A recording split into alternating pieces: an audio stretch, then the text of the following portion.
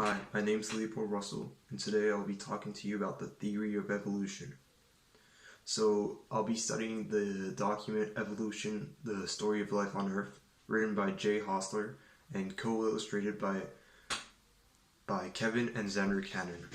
So, in the document it is said that a team of scientists composed of Tim White and a group of experts on hominids found the oldest hominid fossil ever, dating back approximately 4.4 million years ago. That's about 1.6 million years after the lines of chimps and humans, well, hominids, split. So the fossil, which name is Artie, represents a major stepping stone in human evolution, and it brings us even closer to fully understanding our true journey.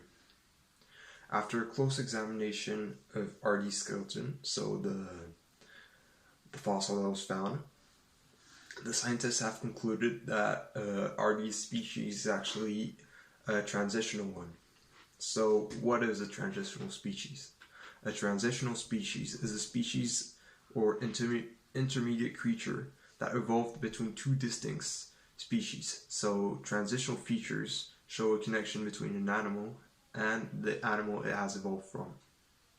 So, as we see in the document, Artie's foot is stiffer than a chimp's, and it resembles ours, so the modern humans. But Artie still has that opposable big toe on her foot that makes it possible to climb on trees or grab objects, but makes it harder to walk for long periods of time. So this was important for Artie because at the time she lived, her species lived in trees. So she had to have that opposable foot in order to climb those trees. So, walking on two legs is nevertheless a major stepping stone for the evolution of hominids, as it led to numerous hundreds of other evolutions down the lane. So, less than 1 million years after Artie's time, another hominid called the Australopithecus afarensis appeared. So, the most famous of its kind is Lucy.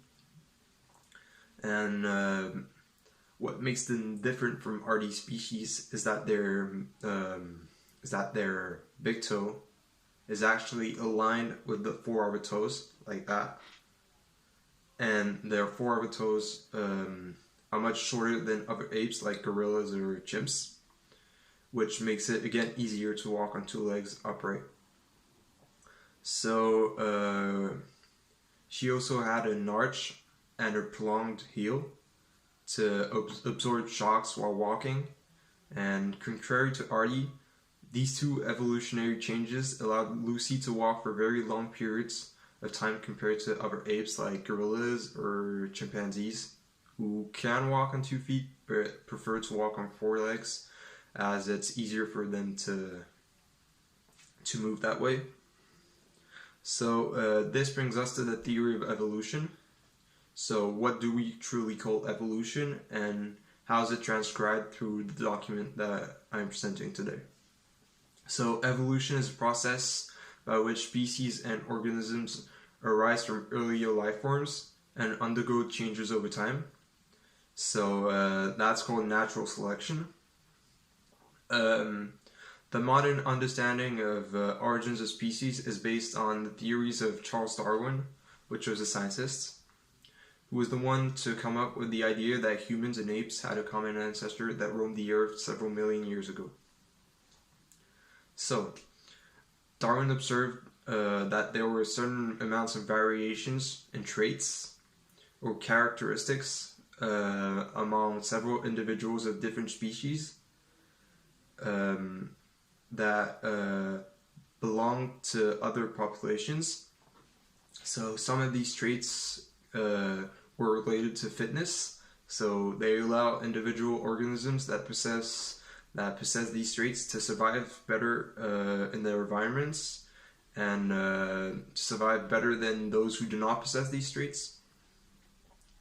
So, thus having more offsprings and leaving more genes for the future. So, the development of these science of genetics help explain the origins of the variation of the traits between individuals and the way in which they are passed from one generation to the next.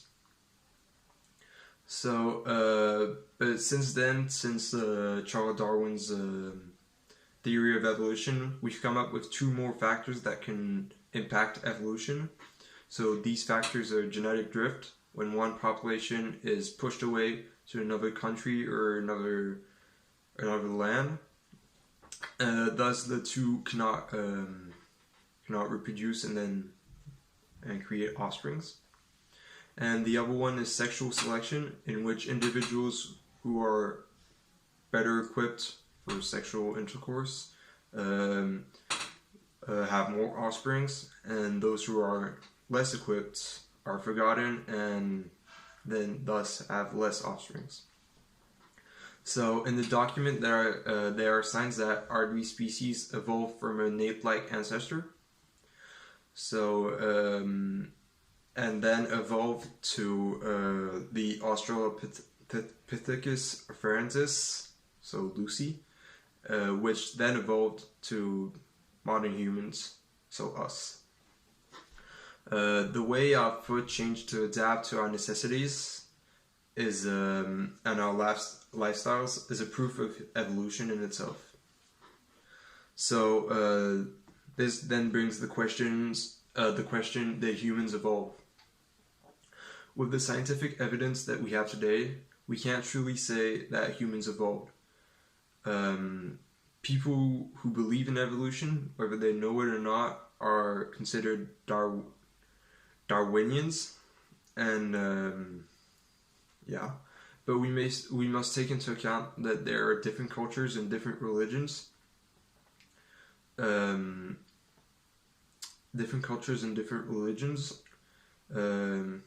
When we think of evolution, as many refuse to accept and push back the idea that humans evolved. Thus, in the world that we are living today, we cannot say 100% surely that evolution for humans truly is a thing. As new theories with like last Thursdayism, in which people believe that the world was created less than a week ago, appear on social media, through fake news, or through general media, we will never truly know if humans evolved.